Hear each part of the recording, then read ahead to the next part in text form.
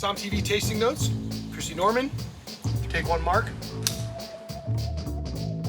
Hi, my name is Cristie Norman. I'm a Som at Spago Beverly Hills. I'm creator of the online wine course and the president of the United Sommeliers Foundation. I think that blind tasting is really important for everybody who's not just Soms that are studying for certifications. It really helps you kind of fine tune what varieties have different markers, and it makes you a lot better at picking things up. So I remember a few years ago, I went to a tasting and there was a person with a very high-level wine job and they couldn't identify oak. And it occurred to me that if you don't use it, you lose it. And so I host blind tasting about every week. I don't usually blind myself, but I do grade other people a lot. So I'm pretty excited to have a blind for the first time ever. Thanks, guys. So they did not tell me what this is, so.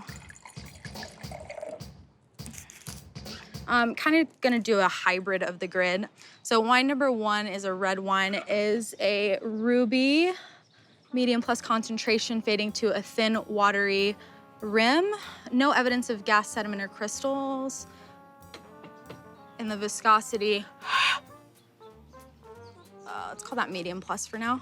On the nose, the wine is clean, sound, youthful.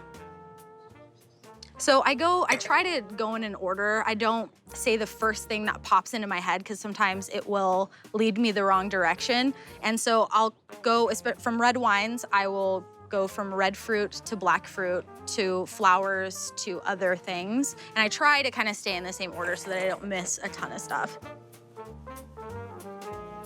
So red cranberries, they're ripe blackberries, so it's a combination. So it kind of starts eliminating some of the different wines that I would have. This is also not thin-skinned variety, so it has a bit of staining, probably like a medium amount of staining, which will help me identify the grape as well. A little bit of a pyrazinic, like a little bit of like a green herbal thing, but I don't know that it's necessarily pyrazine at this point, but I think that there is a little bit of like a green tobacco leaf. Some different wines have pyrazines,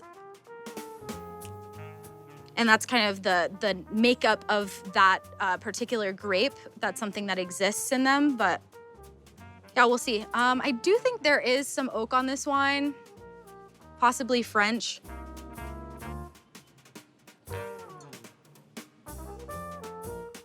Just a little bit of cured meat. It smells pretty good, actually. But overall, the fruit is pretty ripe and fresh. Yeah, but there's a little herbal thing. Okay, on the palate. I was looking for my spit cup. I don't have one. It's fine. No, it's fine. It's fine. The wine is clean, dry, with a touch of sugar. So that's gonna kind of lead me to where this wine will possibly be from. So the acidity, so the way I tell what the acid is I'll kind of lean forward and just hang my mouth open, and I feel how much the sides of my cheeks start to salivate. So I'm moderate plus acid. Tannins are kind of low. Oh, okay. Moderate plus tannin. Yeah, confirming the red and black fruits that are ripe, even more ripe on the palate, I think. There is a little bit of like a stemminess, that green herbaceous, yeah, green tobacco leaf. It has oak, it has new oak on this, I think. I don't know for sure, French oak. It tastes like pretty expensive, to be honest. It's nice. Yeah, what else? There's like a dusty thing too. Okay, so I think that this wine is, because I said the pyrazines, right? Because I'm trying to listen to what I'm saying instead of just going off and following like a random aroma that reminds me of something, because sometimes I do that, I'm like a squirrel. So I'm gonna stick to something in the pyrazine family, which is, you know, the Bordeaux varieties. Cabernet Sauvignon and Merlot are kind of the two main things that I'm thinking of. I don't know.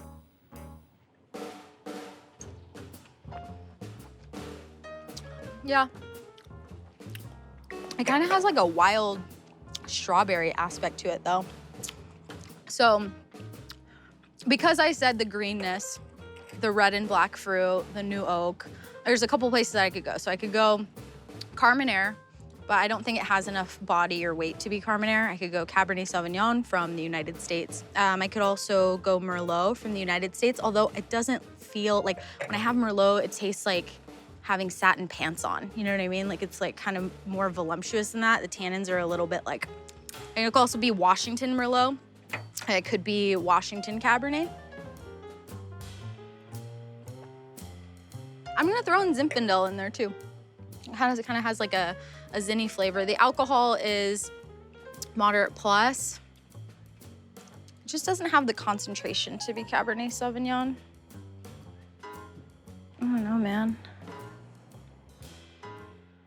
Yeah, the color isn't right though for either of those things. So maybe I'm tasting American oak, and that's the pyrazine thing that I was tasting was like a dill thing. That's a possibility. Somewhere with American oak.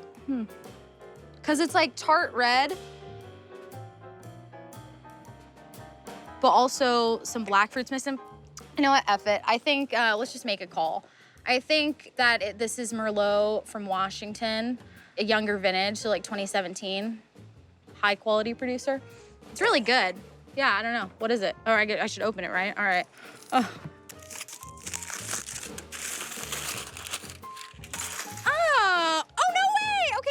So it's Merlot from Napa. Okay, that's awesome. All right, so I called Washington Merlot, which typically has a little bit of like higher acid, and it's not as voluptuous as a lot of Napa Merlots, but you know, Howell Mountain, so it's all mountain fruit. La Joda is a great producer. It's 2014. I can't even remember what I called. It wasn't 2014 though. So when it's higher up, you know, the elevation is higher, it's gonna have a little bit higher acidity typically.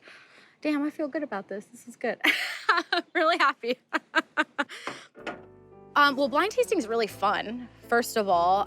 And when you start blind tasting, you get really humble because you're not picking up some of the flavors sometimes that are really obvious. Like when my hormones are different, let's say if I'm having a certain time of the month, I will taste and smell different things in a wine. It depends on your elevation. It's very strange. And so when you keep training your palate, you discover so much more aroma just from sharing with people, from blind tasting. You really up your vocabulary quite a bit.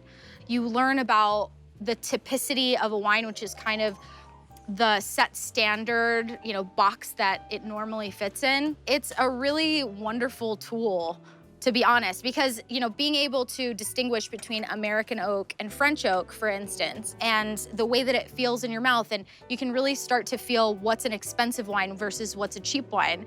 And I think that, you know, especially if you're in hospitality at all, in any capacity, if you've ever, you know, been a server, or even if you're pouring a lot of wine at a dinner party and you pick up a glass and you have 2 glasses of wine that are there and you're like, oh shoot, what is this? And you pick one up and you're like, oh, this is Chardonnay, oh, this is Cabernet or whatever. So I think it's really fun. And also this wine, for instance, you know, being able to distinguish the difference between acid and tannin, you know, the salivation versus the bitterness, it takes practice and it takes time.